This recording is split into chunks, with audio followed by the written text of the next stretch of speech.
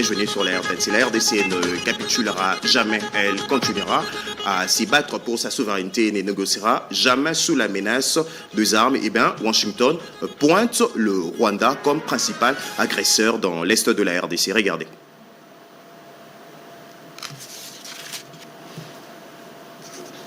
Le Rwanda et le groupe armé M23 AFC ont lancé de nouvelles attaques coordonnées au lieu de cesser les hostilités. Ils les ont intensifiées, renforcé leurs forces, violant ainsi la souveraineté congolaise de la manière la plus flagrante. Kinshasa hausse le ton et dénonce cette énième violation du territoire congolais par le Rwanda sous couvert de l'AFC M23. Face à cette situation, le gouvernement congolais a une position claire et responsable. Nous ne capitulerons pas. Les forces armées de la République démocratique du Congo, appuyées par les forces alliées, se réorganisent et se repositionnent pour défendre l'intégrité du territoire. La bataille pour Uvira et le Sud Kivu n'est pas terminée. Violation de l'accord du 4 décembre dernier signé aux USA. Tragédie humanitaire avec de milliers de familles jetées sur le route de l'exode. Le ministre d'État en charge de la justice précise au corps diplomatique accréditant à RDC. Nous tenons le Rwanda et ses dirigeants pleinement responsables de cette agression. Les preuves de son implication directe sont accablantes. Ce n'est plus une question d'allégation puisque le président Kagame lui-même a dit que cette partie du territoire était entre ses mains. Donc il réaffirme sa responsabilité personnelle. C'est pourquoi aujourd'hui je lance un appel solennel à la communauté internationale. Passer du constat à l'action. Condamner clairement et sans équivoque l'agression rwandaise et l'occupation d'Uvira. Exiger le retrait immédiat et vérifiable des forces du M23 et rwandaises du territoire congolais. Une rencontre qui intervient un jour après la 4e réunion restreinte du gouvernement présidée par le président Félix Tshisekedi sur l'aggravation de la situation sécuritaire dans l'est de la RDC. Dans un compte rendu fait par le porte-parole du gouvernement, le chef de l'État a appelé à la responsabilité et à la vigilance de toutes les institutions face à cette énième provocation du Rwanda. Dans un communiqué, le gouvernement congolais a exprimé sa solidarité et compassion aux populations victimes, notamment celles d'Uvira. Je le disais à l'entame de cette édition, au Conseil de sécurité des Nations Unies, les États-Unis ont accusé ce vendredi Paul Kagame d'avoir planifié et exécuté la guerre dans l'est de la RDC. On fait le point dans ses récits signés. Joseph Oscar Mbalkaïj. Nouvelle session du Conseil de sécurité des Nations Unies sur la situation sécuritaire qui prévaut dans l'est de la RDC. Les différents pays membres ont presque tous condamné l'agression dont est victime la République démocratique du Congo de la part du Rwanda, ainsi que des attaques à répétition sur les sols burundais. Des attaques qualifiées d'irresponsables contre le Burundi avec des bombes qui sont tombées à Chibitoke, à Bujumbura, a noté les représentants du président Evariste Ndayishimiye. Le Burundi souhaiterait informer cet auguste conseil qu'il a pris très au sérieux le message des bombes envoyées à partir du Rwanda le 4 décembre sur le sol burundais. Dans la commune de Chibitoke, nous considérons cet acte comme une provocation grave et une manifestation d'une attitude belliqueuse que nous condamnons fermement. Je tiens à être clair, la retenue a des limites. Si ces attaques irresponsables devaient se poursuivre, il deviendrait extrêmement difficile d'éviter une escalade directe entre nos deux pays. La ministre d'État, ministre des Affaires étrangères de la RDC, Thérèse Kaikwamba Wagner, a condamné la violation des engagements pris au lendemain de l'accord de paix signé à Washington le 4 décembre 2025. La voie diplomatique pour laquelle la République démocratique du Congo a souscrit n'est pas un aveu de faiblesse, moins encore de fragilité. Il n'est pas acceptable qu'un accord solennel soit ainsi recusé dès le lendemain par ceux qui s'y étaient engagés. Ces actes remettent en cause la dynamique née à Washington et confirment ce que le rapport du secrétaire général souligne. Le cessez-le-feu exigé par la résolution 2773 n'est pas appliqué. Les attaques contre les civils persistent. L'accès humanitaire est entravé et la situation continue de se détériorer malgré les efforts diplomatiques. Excellence, la République démocratique du Congo a volontairement choisi la voie de la diplomatie. Ce choix n'est ni une concession ni un signe de fragilité. Il reflète notre sens des responsabilités et notre foi en des mécanismes multilatéraux qui, s'ils sont pleinement assumés, peuvent encore ramener la paix.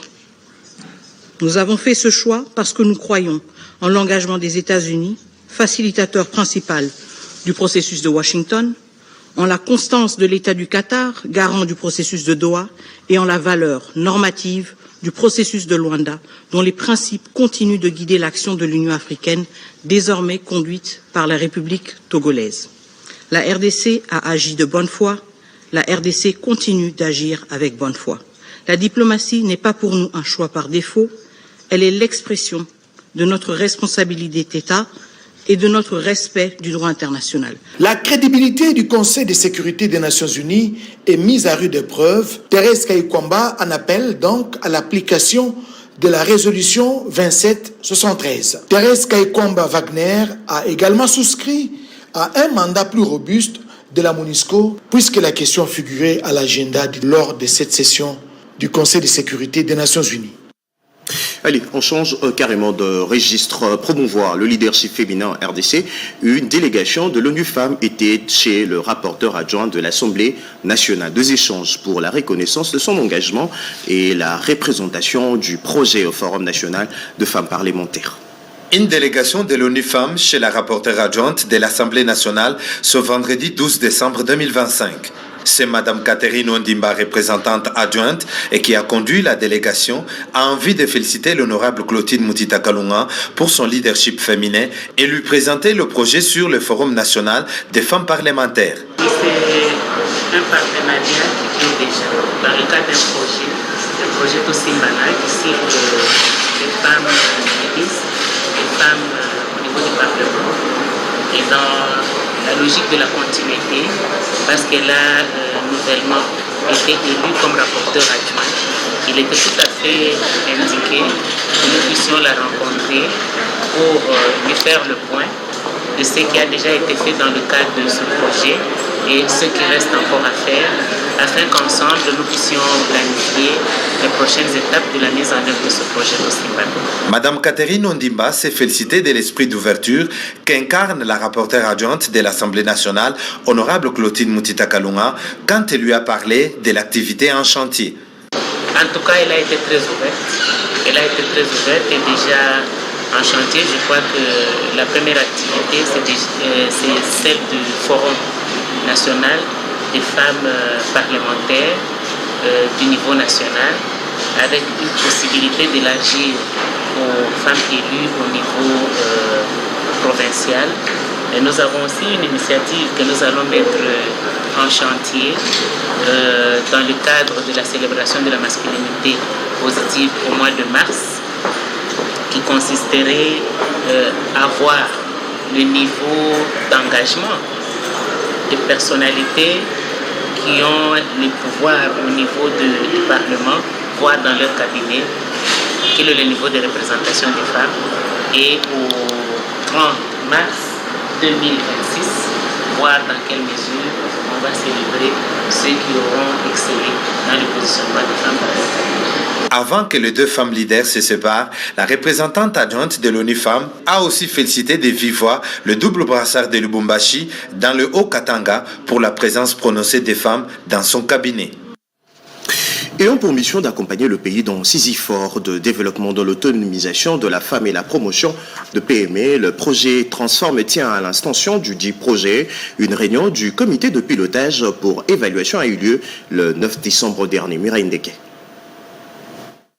Transforme, projet d'autonomisation de femmes entrepreneurs et mise à niveau de PME pour la transformation économique et l'emploi, projette ses actions pour l'année 2026. Le comité de pilotage du projet Transforme, réuni le 9 décembre à Kinshasa, a examiné le rapport à mi-parcours de l'exécution de ces réalisations et validé les PTBA 2026. Rapport présenté par le coordinateur national de l'unité de coordination Alexis Mongala, présidé par le ministre d'État en charge de la formation professionnelle Marc Ekila, représentant le ministre de l'Entrepreneuriat et du Développement de PME. Cette réunion a rassemblé le ministre du Commerce extérieur Julien Paluku ainsi que le représentant d'autres ministères, membres du comité et associations parties prenantes.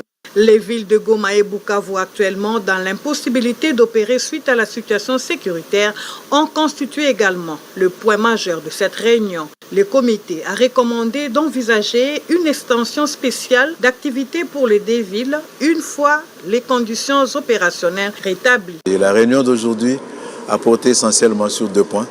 Le premier point consistait à la présentation et à l'adoption du rapport à mi-parcours 2022-2025 sur les activités.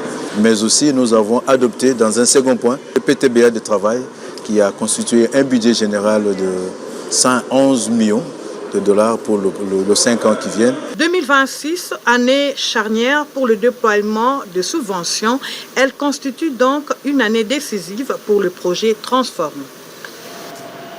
Autre titre d'ici soir, les 2 projets d'appui à la transformation agricole sont passés peine.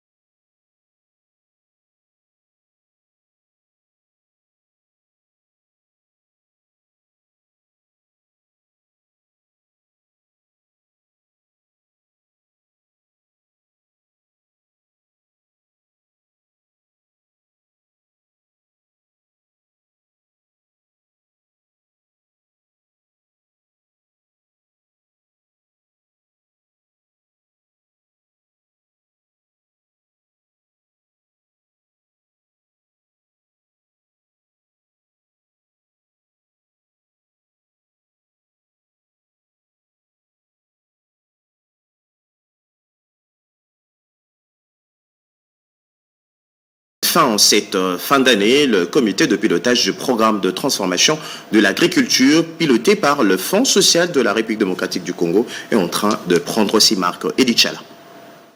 Cette réunion du comité de pilotage a pour objectif d'évaluer les 2 projets financés par la Banque africaine de développement BAD. Il s'agit du projet d'appui à la gouvernance et développement des compétences et le projet d'appui au développement de la chaîne des valeurs en appui au programme de transformation agricole PTA mis en œuvre par le gouvernement de la République à travers le Fonds social de la République FSRDC. Je me rends compte que sur terrain, les projets évoluent très bien par rapport à ce qui était prévu dès le départ. Les seuls vœux que nous souhaitons est que la partie bailleur de fonds respecte aussi ses engagements à chaque échéance telle que c'était prévu dès le départ. C'est vraiment les vœux que la partie gouvernementale émet et en ma qualité de président de ces comités de pilotage, président ad intérim, c'est aussi le même vœu que je réitère pour la bonne mise en forme et puis la continuité de ces projets afin que notre pays, la RDC, atteigne un niveau d'autosuffisance alimentaire.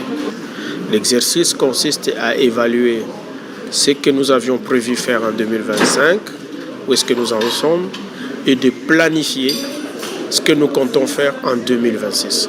Je peux vous dire aujourd'hui que l'année 2025 a été une année de grandes expériences qui nous ont permis de préparer des beaucoup de dossiers, des dossiers importants d'acquisition, de passation de marché, qui vont faire en sorte que en 2026, ce sera de très grandes réalisations sur terrain.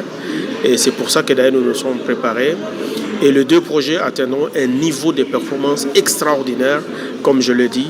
Et je peux le dire aujourd'hui, c'est un niveau de performance jamais atteint par un projet financé par la Banque africaine de développement en République démocratique du Congo.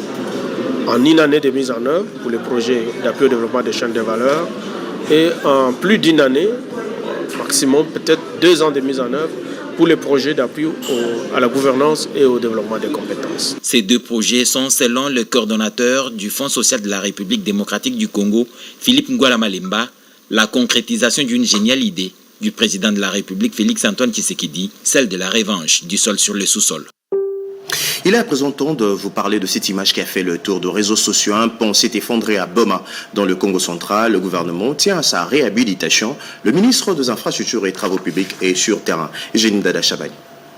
La pluie diluvienne qui s'est abattue au Congo central, plus précisément à Boma, dans la nuit du 10 au 11 décembre 2025, a occasionné l'effondrement du pont jeté sur la rivière Kalamou. Cet effondrement a causé des pertes en vies humaines et des dégâts matériels considérables. La vétusté de ces ponts, qui date de l'époque coloniale, est à la base de cette tragédie. Touché par ces drames, le chef de l'État, Félix Antoine Tshisekedi Tshilombo, a dépêché en urgence les ministres des Infrastructures et Travaux publics, John Banzalunda, pour la réhabilitation de ces ponts, question de faciliter la mobilité de la population. La population doit retenir que Son Excellence, Monsieur le Président de la République, chef de l'État, Félix Antoine Tshisekedi Tshilombo, fait tout pour protéger la vie de chaque concitoyen.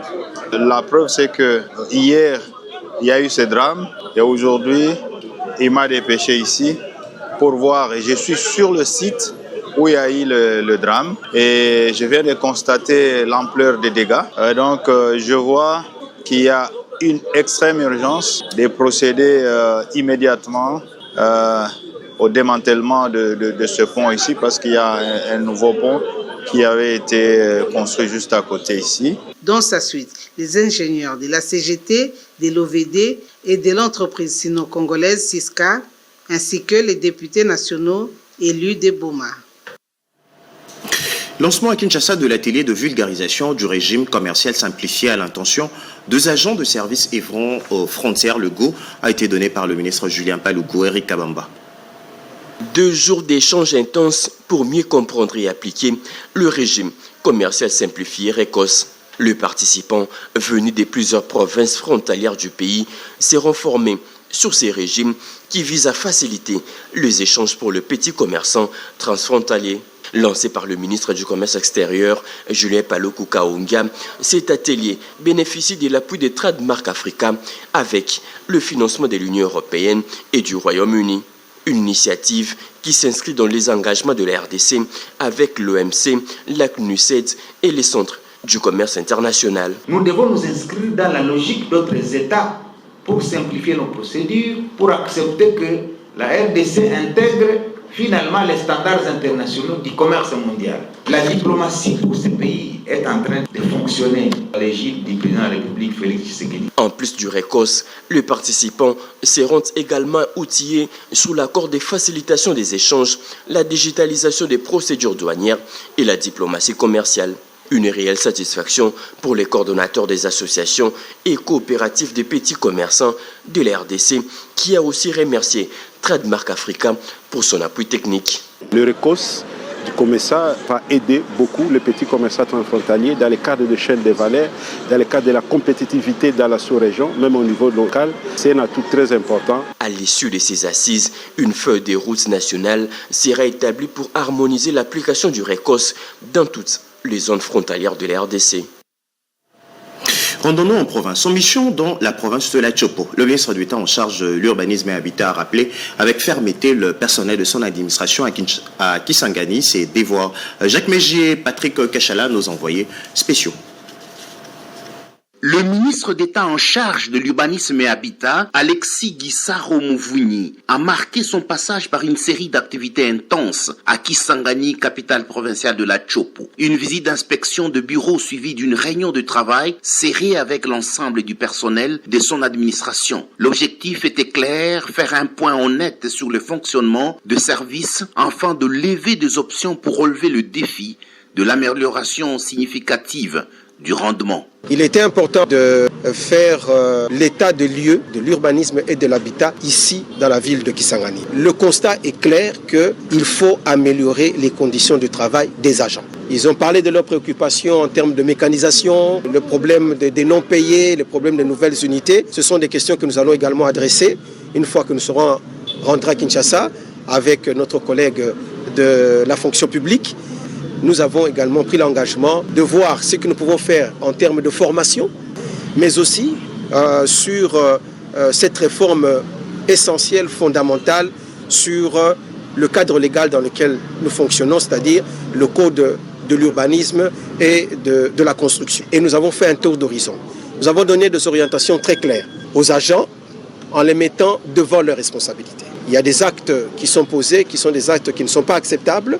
Et pour cela, nous avons conseillé d'abord, mais si les choses ne changent pas, des sanctions suivront. En rappelant le personnel à ses responsabilités tout en promettant d'améliorer le cadre de travail, le ministre d'État, Alexis Guissaro Mouvouni, veut insuffler une nouvelle dynamique à son administration à Kisangani. Le mot d'ordre est donné, rendement et rigueur. À Kinshasa, le ministre de l'Emploi et Travail a procédé hier jeudi à la réception d'un lot important du matériel informatique à l'inauguration de la salle de contrôle et au lancement de la plateforme numérique de la nouvelle génération au profit de demandeurs d'emploi. William Tenakov. Cette triple cérémonie solennelle au sein de l'Office national de l'emploi, ONEM, présidée jeudi 11 décembre 2025 par le ministre de l'Emploi et Travail Ferdinand Massamba, a connu 3 temps forts. D'abord, les allocutions de circonstances prononcées tour à tour par le DG de cet établissement public, Fanon Beyangombe, la directrice pays d'Enabel, Christa Verestraelen. Ferdinand Massamba s'est réjoui de ces 3 événements qui marquent une avancée déterminante dans la transformation du système national de l'emploi en RDC. Nous célébrons aujourd'hui 3 acquis majeurs dans cette salle pour l'ONEM qui constitue le socle de la réforme annoncé par son Excellence, Monsieur le Président de la République, Félix Antoine Tshisekedi Tshilombo, chef de l'État, dans son discours sur l'état de la nation. Une réforme qui place l'emploi, l'égalité des chances et la modernisation de l'action publique au cœur de la gouvernance nationale portée avec rigueur par Madame la Première ministre, chef du gouvernement. Auparavant, les DG managers de l'ONEM, Fanon Beyangombe, avait indiqué que cette avancée significative s'inscrit pleinement dans la vision du chef de l'État qui place l'innovation et la digitalisation au cœur de la réforme des services publics. Ensuite est intervenue la réception d'un important lot du matériel informatique des nouvelles générations, fruit du partenariat stratégique scellé entre l'ONEM et Enabel. Et enfin, autre temps fort, l'inauguration de la salle de contrôle dénommée Control Room par la coupure symbolique du ruban, suivie du lancement officiel de la plateforme numérique. Clap de fin pour les travaux du projet d'appui au cycle électoral. Le président de la centrale électorale a clôturé officiellement ses assises. Jean-Pierre Ndolo, Geresto Funge et Eric Kabamba. L'ensemble des partenaires techniques et financiers ayant appuyé les processus électoraux en RDC ont participé à ces cadres consultatifs, notamment ceux ayant contribué financièrement, dont le PNUD, l'Allemagne, la Norvège, les Suède et l'Union européenne. Après le mot de bienvenue prononcé par le coprésident du comité de pilotage et représentant résident du PNUD en RDC, Damien Mama, le président de la CENI, est revenu sur les principaux défis ayant marqué le processus passé avant de mettre en lumière les acquis réalisés par la CENI en vue de préparer le cycle à venir. Projet, en tout cas, il y a eu une évaluation qui a été largement positive. Mais comme vous savez, dans tout projet, il y a des choses qui se passent bien, il y a des choses qu'on peut améliorer. Et dans notre cas, nous avons épinglé les progrès, nous avons épinglé ce qui a amélioré. C'est maintenant question de travailler de façon assidue pour que les faiblesses identifiées puissent être corrigées.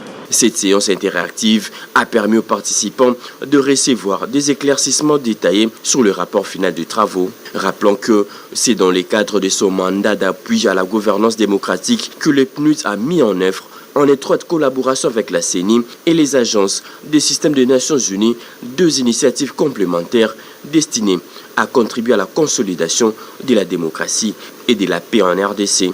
Ces initiatives visaient à favoriser un climat apaisé avant, pendant et après les élections de décembre 2023.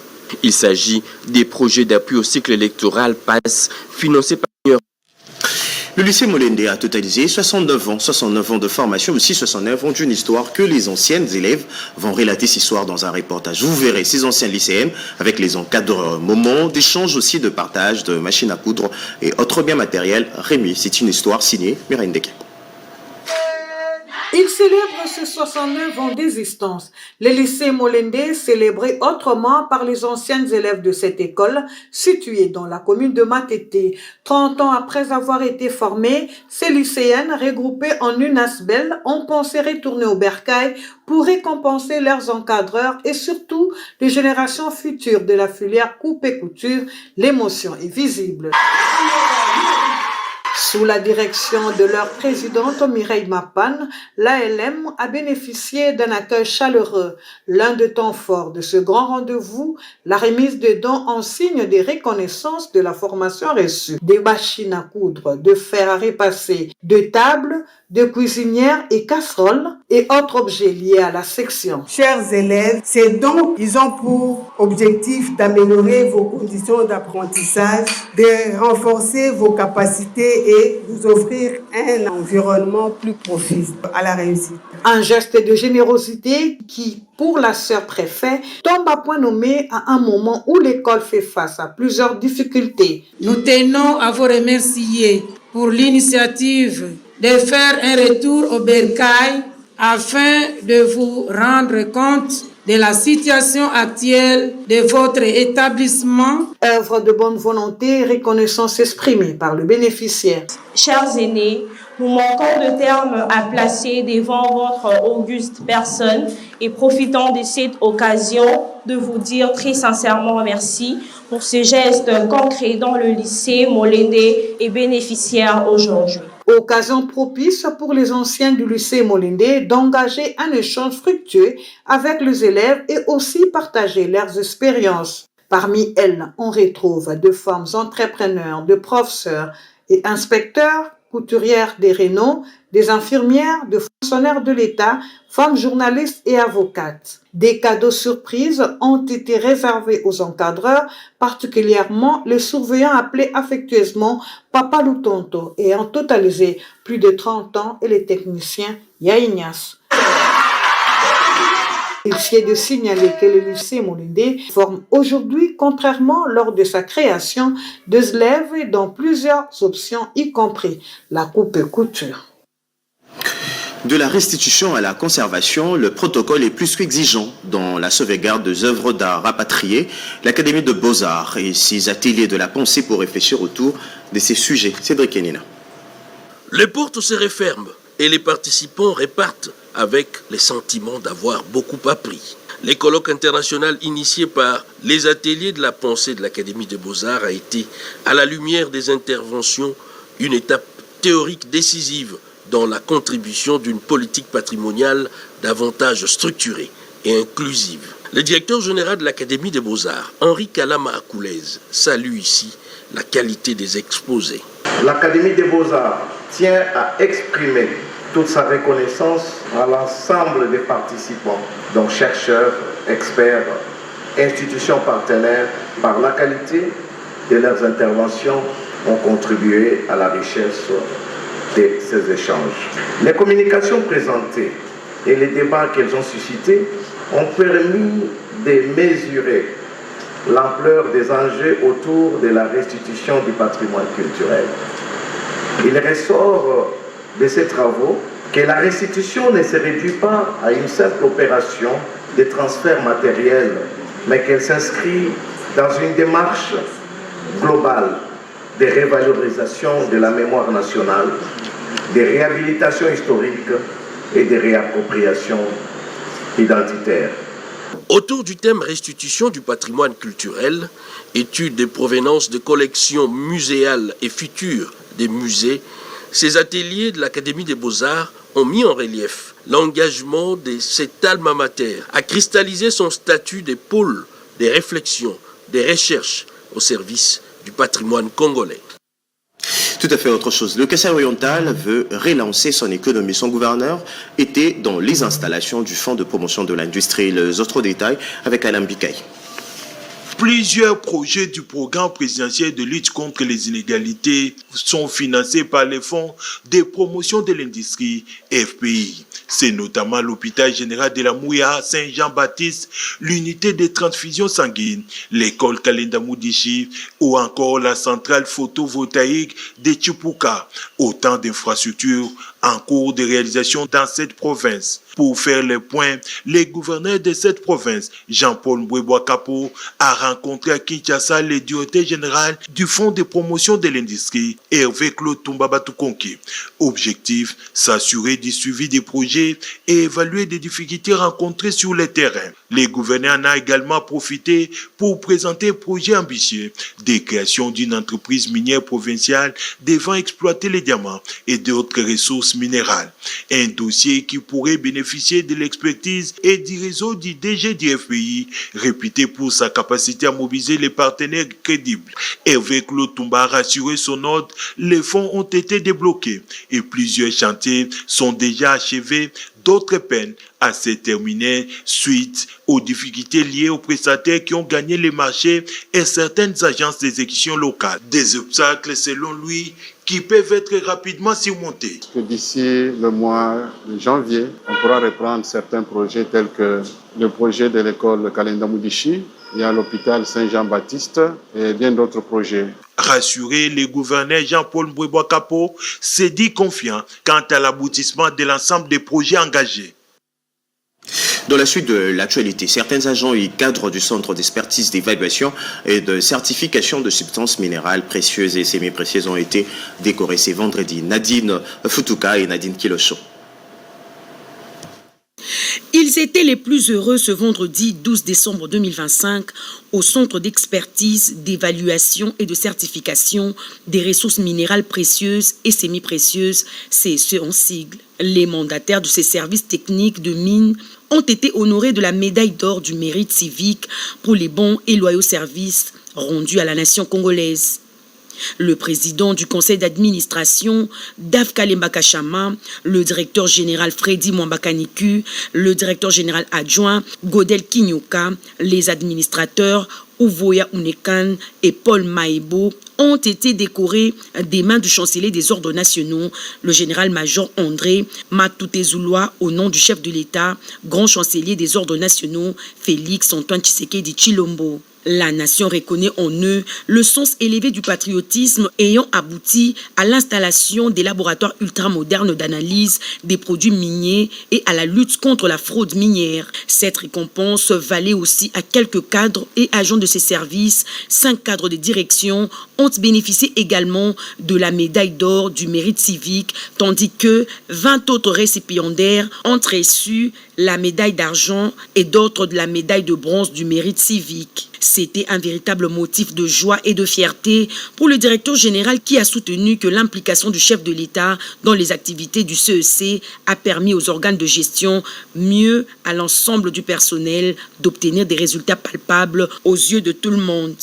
Les renforcements des capacités techniques d'analyse des métaux de la phase de prospection et recherche à la commercialisation de produits miniers marchands en cours de réalisation va permettre de positionner notre pays, de faire face aux enjeux géopolitiques dictés par des défis de la transition énergétique et les changements climatiques élevés au rang des priorités mondiales. Ce moment de satisfaction et d'honneur a été aussi partagé par le président du conseil d'administration. C'est pour la première fois depuis l'indépendance en 1960 que la RDC affiche l'audace de traçabilité assumée à travers les outils techniques des dernières technologies et les représentations extérieures dans plusieurs pays de transit de minerais ou de destination finale. Cet instant des mérites civiques a été sanctionné par la prise des photos de famille devant le bâtiment administratif de la chancellerie des ordres nationaux. Peut-on utiliser la culture pour véhiculer un message de cohésion possible à travers le festival Elongo qui s'engage à utiliser la culture comme une arme pour la paix? On fait le point avec Patricia Ungu et Rigen Shindando.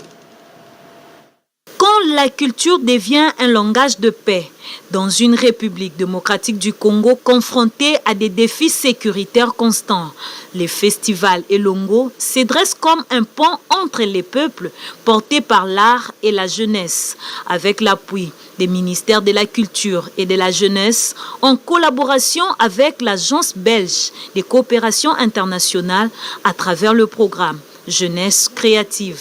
Ces rendez-vous culturels placent la jeunesse au cœur du changement dans le but de faire de l'art un moteur d'unité. Jeunesse créative, c'est notre projet qui vient en appui au secteur culturel et artistique et à la jeunesse congolaise. On a plusieurs résultats. Le premier, c'est l'accès aux activités socio-culturelles pour les jeunes.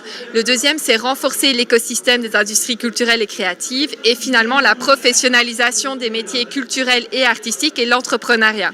Donc les artistes derrière moi sont issus des concours que nous avons fait dans ces différentes villes. Donc ce sont les lauréats sur 5 disciplines, l'humour, le slam, le théâtre, la danse et la musique. Le festival a sillonné Kisangani, Lubumbashi et Mbujimai à la recherche des talents bruts. Il s'achève à Kinshasa avec une série d'activités à l'Académie de Beaux-Arts du 13 au 14 décembre. En bref, initialement prévu pour ce samedi 13 décembre 2025 au Centre culturel et artistique, la rencontre entre les opérateurs du secteur artisanal congolais, le ministre de l'Entrepreneuriat et Développement de petites et moyennes entreprises est reprogrammée à la semaine du 15 au 21 décembre 2025. Nous y reviendrons avec force et détails dans nos prochaines éditions. Et puis, c'est communiqué avant de nous quitter. La Société nationale d'électricité et sa département de distribution de Kinshasa informe sa clientèle de certains quartiers de communes de Ngaliema, Selembaou et Mongafula que suite aux travaux prévus sur la ligne 132 kV entre Zongo et Badiadingi, la fourniture de l'électricité sera momentanément interrompue ce dimanche 14 décembre 2025 de 8h à 18h de Kinshasa. Toutefois, la situation pourra être rétablie aussitôt que les travaux prendront fin. La SNEL SA présente ses excuses pour ces désagréments liés aux travaux faits à Kinshasa le 11 décembre 2025 département. Mesdames et messieurs, voilà tout pour cette édition. C'est un journal de la rédaction coordonné par Mireille Ndeke, réalisé